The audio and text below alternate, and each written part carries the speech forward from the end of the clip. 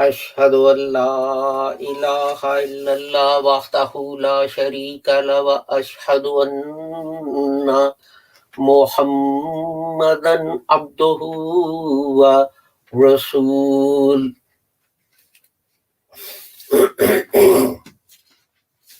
أما بعد فأعوذ بالله من الشيطان الرجيم. بسم الله الرحمن الرحيم. I apologize for the slight delay in starting the service. This is due to systems problem on the problems on our main system. So we had to quickly resort to the backup that we have.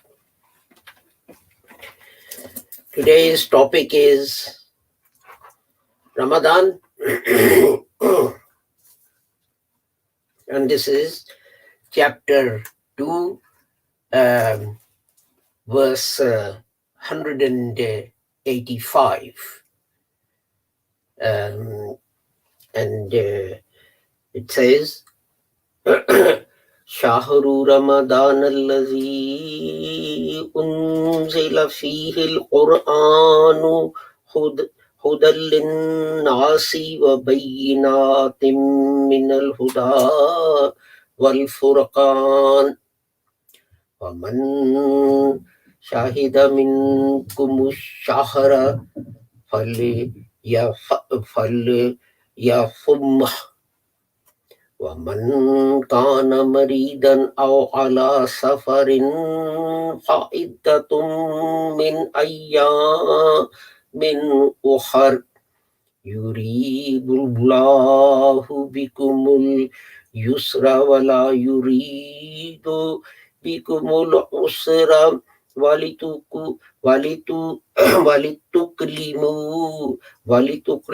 الْعِدَّةَ تُكَبِّرُوا اللَّهَ عَلَى مَا هَدَاكُمْ وَلَعَلَّكُمْ تَشْكُرُونَ.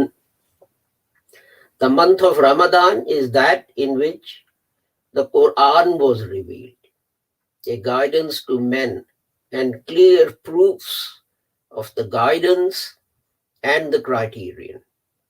So whoever of you is present in the month, he shall fast therein, and whoever is sick or on a journey, he shall fast a light number of days. Allah desires ease for you, and He desires not hardship for you. And He desires that you should complete the number, and that you should exalt the greatness of Allah for having guided you, and that you may give thanks.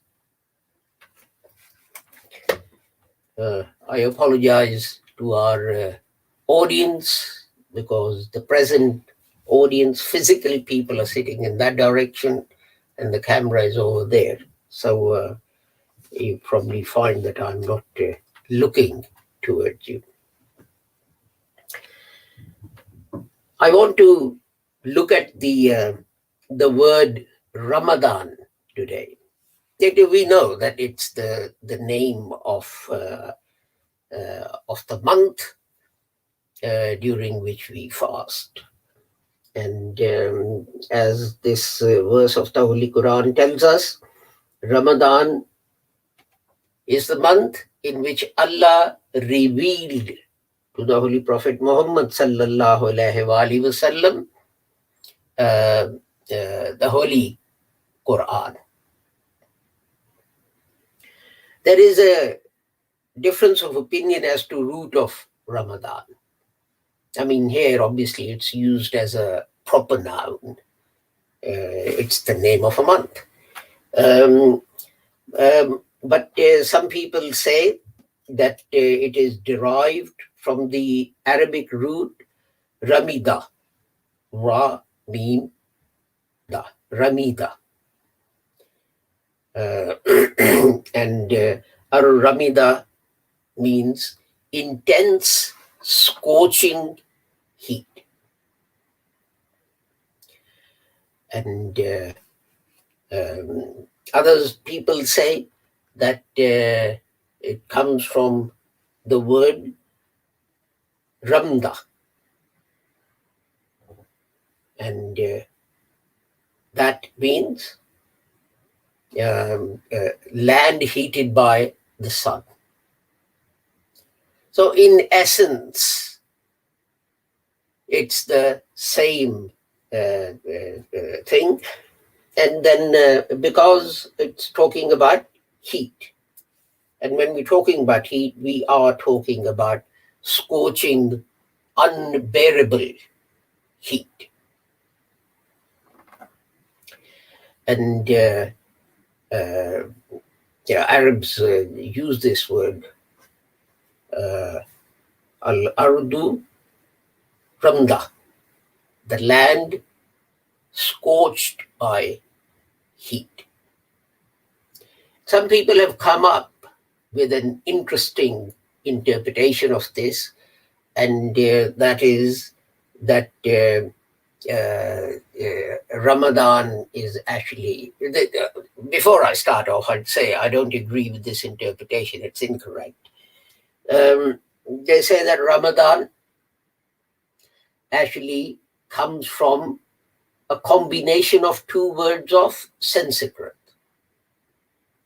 If you look at the word as it's written, they say it means Ram Dhyan. That this is the time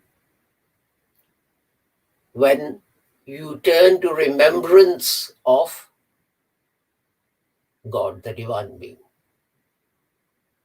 But it is incorrect, as I said. It doesn't follow any of the rules of the Arabic language and so on. And but it's quite interesting. There has been a semantic shift. Means that the word is also used to refer to the month of fasting. And we say, the people now generally say, are you Ramadaning? It's become a kind of a verb. It's a noun, Ramadan. It's something's name. But people say, are you Ramadaning? It's like, along the lines of someone is on Google or on the internet, and people say, are you Googling? Googling is no such thing. It's not a word. When similarly, Ramadaning is not a word or proper expression. You should be saying, are you fasting, and this kind of thing. But the interesting thing is that it's also started to be applied for any kind of fasting. We know that Jesus went into the wilderness and he fasted for 40 days. And following on from that tradition, before Lent, Christians fast for 40 days. But that fast means that something that you're fond of, you give up for Lent. I used to work in an office, and there was this girl, and for 40 days of Lent, she used to give up alcohol. Other people would give up smoking, and etc., etc. But people have started using Ramadan. To use an English terminology, people are saying, are you Ramadaning for Lent? Now, Lent is a Christian thing. It's not a Muslim thing. And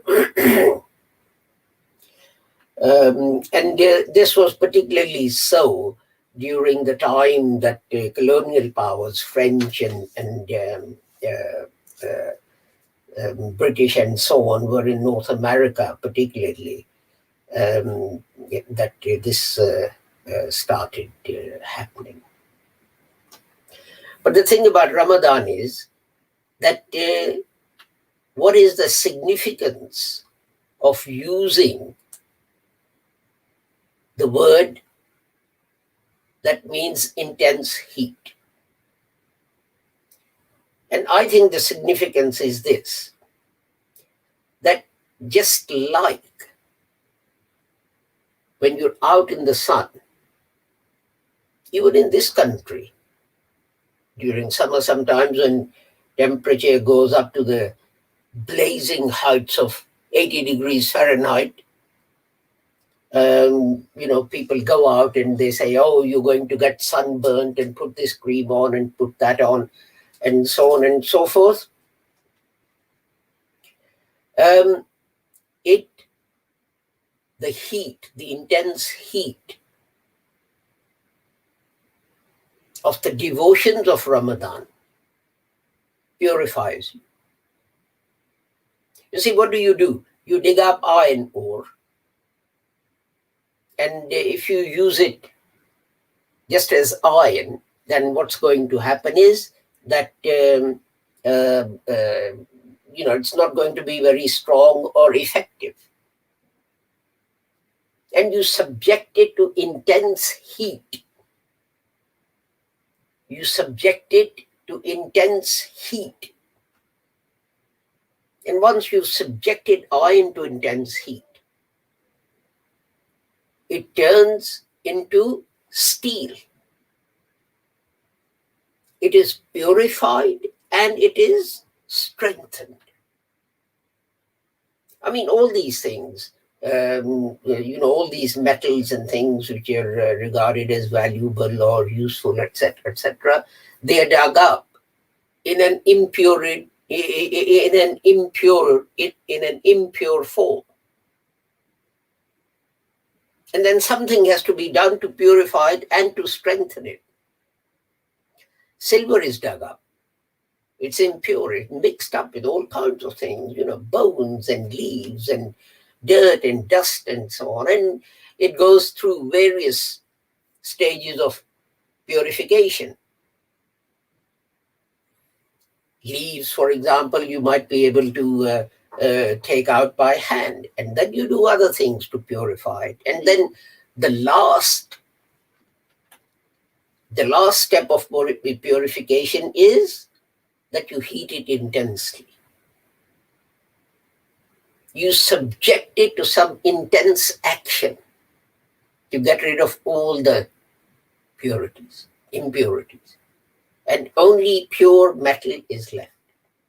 You do the same thing with the gold and many other things. Uranium that you dig up, either to make atom bombs or to run your nuclear reactor and so on, what do?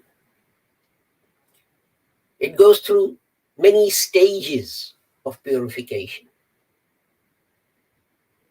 You keep taking out the sand and the dirt and everything else. And eventually what you're left with is uranium itself. But it needs further separation and purification. You need to separate U-235 and U-238 and so on. And something intense has to be done. You put it in something called a centrifuge. And that centrifuge rotates at a very high speed. And it purifies U-235 and U-238. So you can see that in nature, things, although created pure, become polluted by the atmosphere, by the environment, by many other things. And then they have to be purified. The same thing happens to human beings.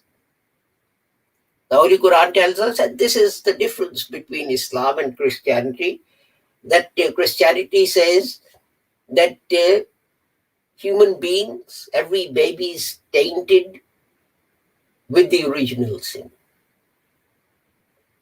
Every child is born sinful, impure. But Islam says everything is created inherently pure. Silver is created inherently pure. Gold is created inherently pure. All these things. But over a period of time, they get mixed up with other things and impure, and they need to be purified. Same thing happens to human beings. God creates a baby, and the baby is innocent. It is pure. It does not know how to lie. It does not know how to steal. It does not know how to cheat. It does not know how to do wrong things. But then that baby, its nature, its soul becomes polluted. What by? Or by what? The environment. The baby does something wrong, gets told off. And he thinks he does the same thing wrong again. And he thinks, what should I do? And the baby denies having done it. His nature, his soul is becoming polluted. People say, oh, it's only a little white lie. That doesn't matter if you just tell a little white lie. Yes, it does. Every lie matters, whether a little white lie or a big thundering black one.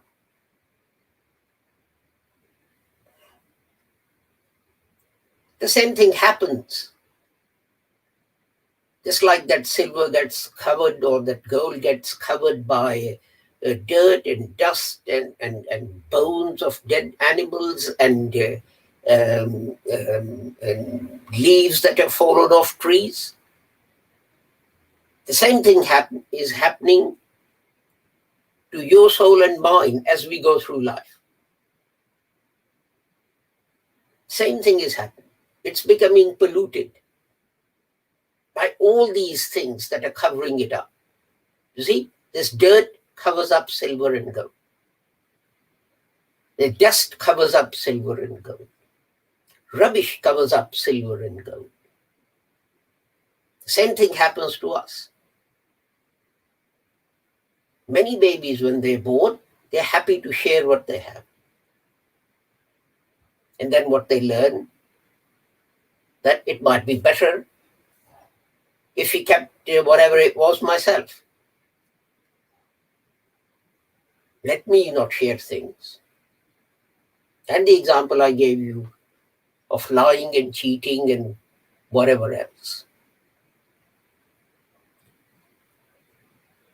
The child hasn't done the homework, and the teacher is going to say, you will have detention, you'll have to stay behind and finish your homework. So his friend says, that's okay. Don't worry about it. You've got 10 minutes, here's mine. Just copy it and change a word here and there so that the teacher doesn't realize that you copied mine. In the same way, as silver and gold are losing their purity, that's happening to human souls. And just like various actions have to be taken to purify silver and gold, various actions have to be taken to purify our souls. Salat is one thing. Salat is one thing that you pray to God.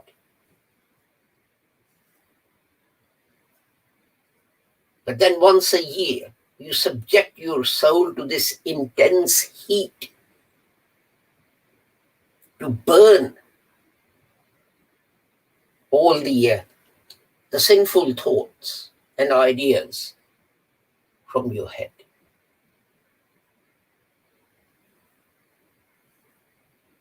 This heat, just like the heat when you go out into the Saudi sun,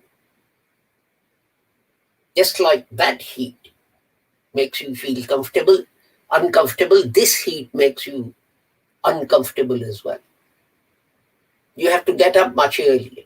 You can't eat or drink all day long until the evening. Just like the metals and things I keep mentioning, they burn to get rid of those impurities. Your soul, yourself, your subconscious is feeling uncomfortable. You cannot be comfortable that, you're not going to eat for 14 hours or 16 hours or whatever. And so it goes on. But it also teaches you patience. A couple of weeks ago, I talked about the fact that when fasting is mentioned, it's made a duty. The word used is something that covers you up and protects you. So what do people do when there is heat? They cover themselves up to protect themselves.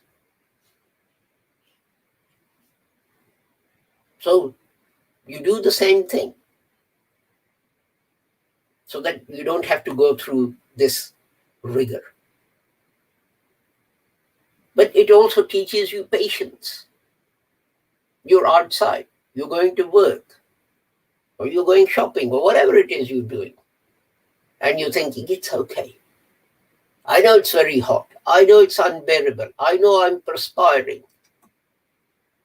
I know when I breathe in, it's like breathing in fire. But it's okay, it doesn't matter. Because I will get to my destination. And then, if I bear this patiently, I'll be okay. Ramadan is teaching you the same thing. Be patient. Learn to be patient for the things you desire. And that lesson is supposed to be useful to you throughout life. When we got our first house, you didn't have a fridge. And we had a choice. We could go out and we could buy a fridge on HP, pay interest on that, spend 3 times the amount, the value of the fridge. And my wife suggested, we are going to give this installment. Yes, we'll get the fridge there delivered tomorrow or next week, but we're going to give this amount of money. So why don't we, rather than giving it to someone to borrow money from them, why don't we just put it away, save it until it's the value of the fridge? And then we'll go and we'll buy a fridge with cash.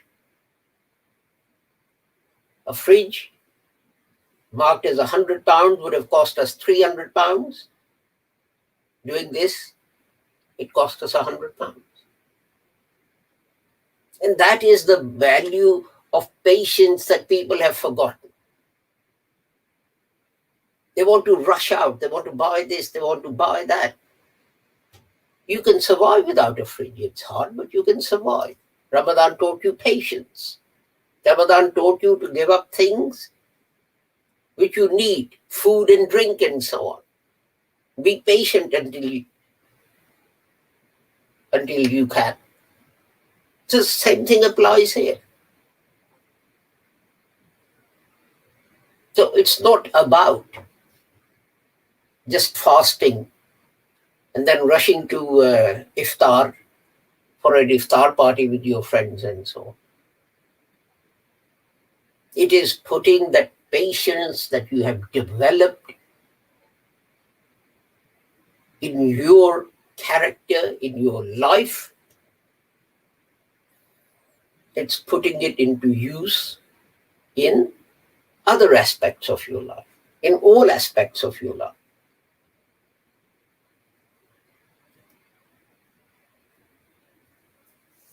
And in the same way, I'll finish with this.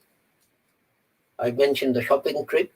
We have to learn to do noble things in this intense heat and do them properly. And that is a lesson for our lives, that when difficulties come, when it's hard, you still do those normal things, although it is very hard to do that.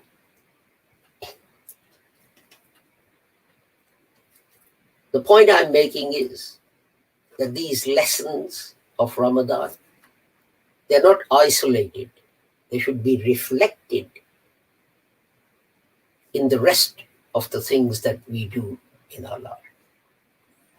Barakallahu lana wa lakum fil Qur'anil azim wa nafa'ana wa iyyakum bil ayati wa zikril hakim innahu ta'ala jawadun kareemun malikun barrufur rahim.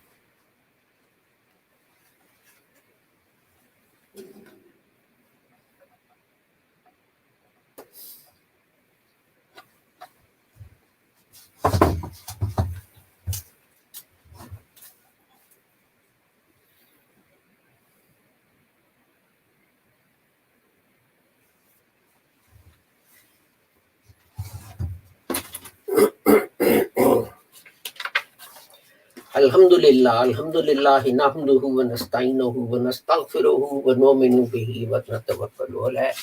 Wa na'udzu billahi min shururi anfusina wa min sayyiati a'malina. Man yahdihillahu fala mudilla lahu wa man yudlil fala hadiya lahu. Wa ashhadu an la ilaha illallah wa ashhadu anna Muhammadan abduhu wa rasuluhu. Allahumma salli ala Muhammadin wa ala ali Muhammadin kama sallaita ala Ibrahim wa ala ali Ibrahim innaka Hamidum Majid. Allahumma barik ala Muhammadin wa ala ali Muhammadin kama barakta ala Ibrahim wa ala ali Ibrahim innaka Hamidum Majid. Allahumma ansur man nasara dina Muhammadin sallallahu alayhi wa sallam wa jalna minhum. Allahumma akhzul man khazala dina Muhammadin sallallahu alayhi wa sallam wa la taj'alna minhum ibadallah rahmakumullah. Inna Allaha ya'muru bil adli wal ihsani wa ita'i dhil qurba wa yanha 'anil fahsha'i wal munkari wal baghi ya'izukum la'allakum tazakkarun. Uzkurullaha yazkurkum wad'uhu yastajib lakum wa la zikrullahi akbar.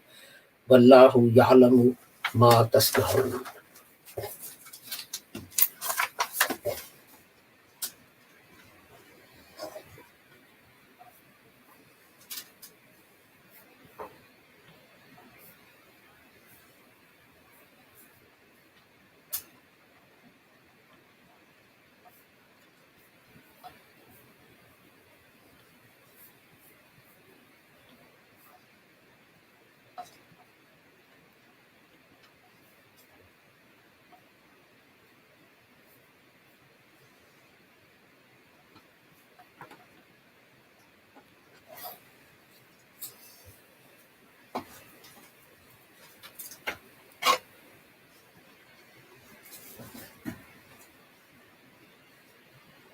Allahu Akbar, ashhadu an la ilaha illallah, ashhadu anna Muhammadar Rasulullah, hayya ala salah, hayya ala falah, qad qamatis salat, qad qamatis salat. Allahu Akbar, la ilaha illallah, Allahu Akbar.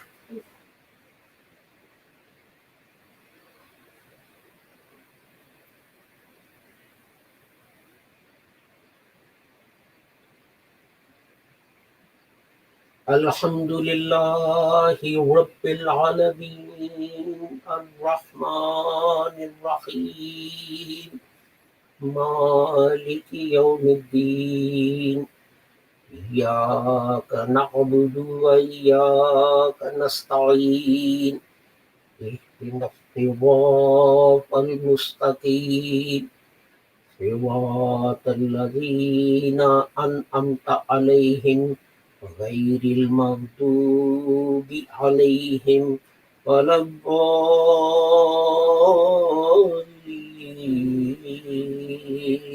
آمين. والعصر إن الإنسان لفي خسر إلا الذين آمنوا وعملوا الصالحات وتواصوا بالحق وتواصوا بالصبر. الله أكبر. سمع الله لمن حمده. الله أكبر.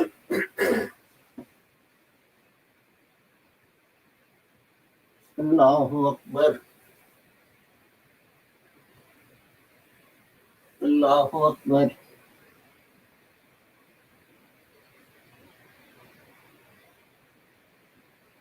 الله أكبر.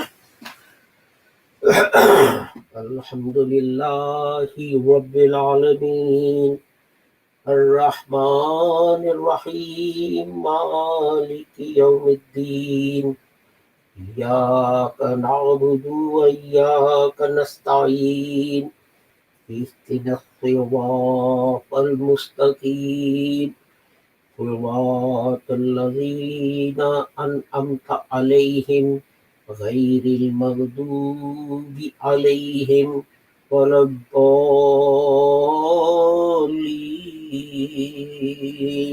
آمين.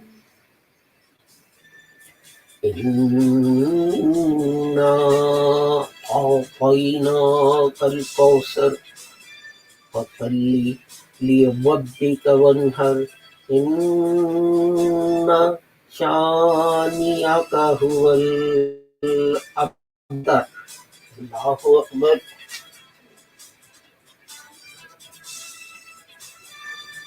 سمع الله لمن حمده. الله أكبر. الله أكبر. الله أكبر.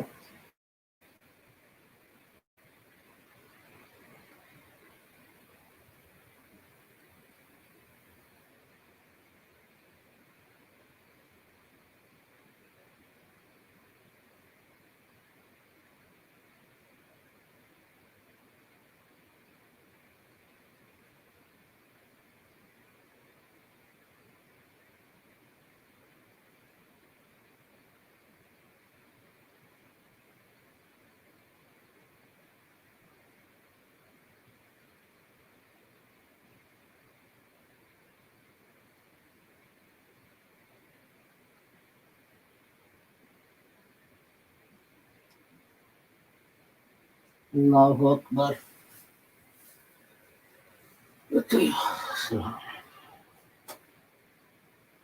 السلام.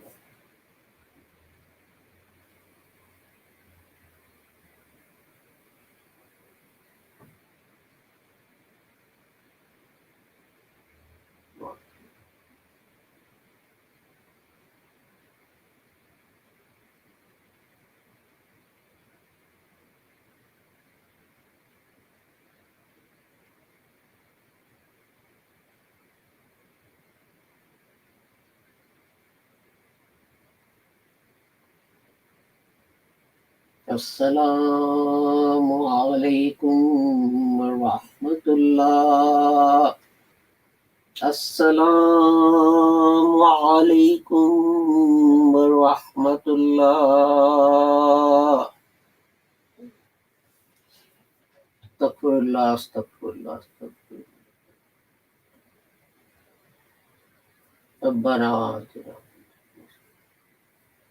اللهم انصرنا.